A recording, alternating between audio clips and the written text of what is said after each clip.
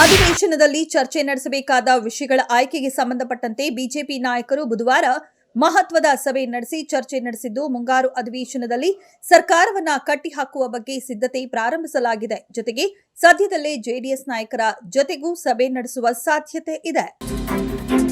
ವಿವಿಧ ಸರ್ಕಾರಿ ಯೋಜನೆಗಳ ಅಡಿ ನೀಡಿರುವ ಅನುದಾನಗಳನ್ನು ಸದ್ಬಳಕೆ ಮಾಡಿ ನಿಗದಿತ ಅವಧಿಯಲ್ಲಿ ಪ್ರಗತಿ ಸಾಧಿಸಿ ಎಂದು ವಾಣಿಜ್ಯ ಮತ್ತು ಕೈಗಾರಿಕಾ ಇಲಾಖೆ ಮತ್ತು ಲೋಕೋಪಯೋಗಿ ಇಲಾಖೆಯ ಪ್ರಧಾನ ಕಾರ್ಯದರ್ಶಿ ಮತ್ತು ಮೈಸೂರು ಜಿಲ್ಲಾ ಉಸ್ತುವಾರಿ ಕಾರ್ಯದರ್ಶಿಗಳು ಆದ ಎಸ್ ಸೆಲ್ವಕುಮಾರ್ ಅಧಿಕಾರಿಗಳಿಗೆ ಸೂಚಿಸಿದರು. ಕಾಂಗ್ರೆಸ್ ಸರ್ಕಾರ ರಾಜ್ಯವನ್ನ ದಿವಾಳಿ ಅಂಚಿಗೆ ತಳ್ಳಿದೆ. ರಾಜ್ಯದಲ್ಲಿ ಯಾವುದೇ ಅಭಿವೃದ್ಧಿ ಕೆಲಸಗಳು ನಡೆಯುತ್ತಿಲ್ಲ. ರೈತರಿಗೆ ರಸಗೊಬ್ಬರ ಪೂರೈಸುವಲ್ಲಿ ಸರ್ಕಾರ ವಿಫಲವಾಗಿದೆ. ತೆರಿಗೆ ವಸೂಲಿಗಿಳಿದು ಸಣ್ಣ ವ್ಯಾಪಾರಿಗಳನ್ನ ಶೋಷಣೆ ಮಾಡಲು ಆರಂಭಿಸಿದೆ ಎಂದು ಮಾಜಿ ಸಚಿವ ರೇಣುಕಾಚಾರ್ಯ ಆರೋಪಿಸಿದರು. ರಾಜ್ಯದಲ್ಲಿ ಹಾಲು, ತರಕಾರಿ, ಮಾಂಸ, ಹಣ್ಣಿನಂತಹ ಅಗತ್ಯ ಆಹಾರ ವಸ್ತುಗಳಿಗೆ ತೆರಿಗೆ ವಿನಾಯಿತಿ ಇದೆ. ಅಂತಹ ವ್ಯಾಪಾರಿಗಳಿಗೆ ನೋಟಿಸ್ ಕೊಟ್ಟಿದ್ದರೂ ಅವರಿಂದ ತೆರಿಗೆ ವಸೂಲಿ ಮಾಡುವುದಿಲ್ಲ. ಈಗಾಗಲೇ ನೋಟಿಸ್ ನೀಡಲಾಗಿರುವ ಹಳೆಯ ತೆರಿಗೆ ಬಾಕಿಯನ್ನ ಮನ್ನಾ ಮಾಡಲಾಗುವುದು. ಅದನ್ನು ಸರ್ಕಾರ ವಸೂಲು ಮಾಡುವುದಿಲ್ಲ ಎಂದು ಮುಖ್ಯಮಂತ್ರಿ ಸಿದ್ದರಾಮಯ್ಯ ಸಣ್ಣ ವ್ಯಾಪಾರಿಗಳಿಗೆ ಅಭಯ ನೀಡಿದ್ದಾರೆ.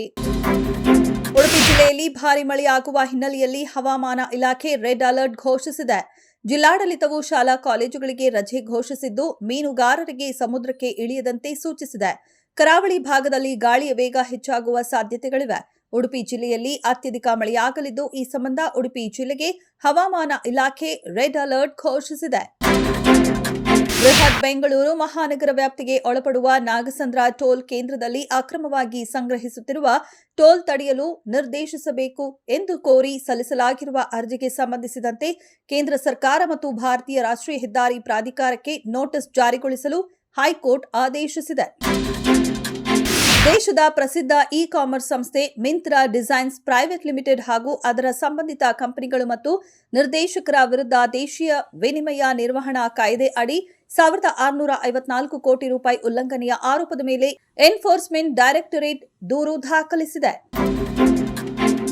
ದೀರ್ಘಕಾಲದಿಂದ ಬಾಕಿ ಇರುವ ಎಲ್ಲಾ ವಿವಾದಗಳನ್ನು ಬಗೆಹರಿಸಿಕೊಳ್ಳಲು ಭಾರತದೊಂದಿಗೆ ಅರ್ಥಪೂರ್ಣ ಮಾತುಕತೆಯಲ್ಲಿ ತೊಡಗಿಸಿಕೊಳ್ಳುವ ಪಾಕಿಸ್ತಾನದ ಇಚ್ಛೆಯನ್ನ ಪ್ರಧಾನಿ ಶಹಬಾಜ್ ಷರೀಫ್ ಪುನರುಚ್ಚರಿಸಿದ್ದಾರೆ.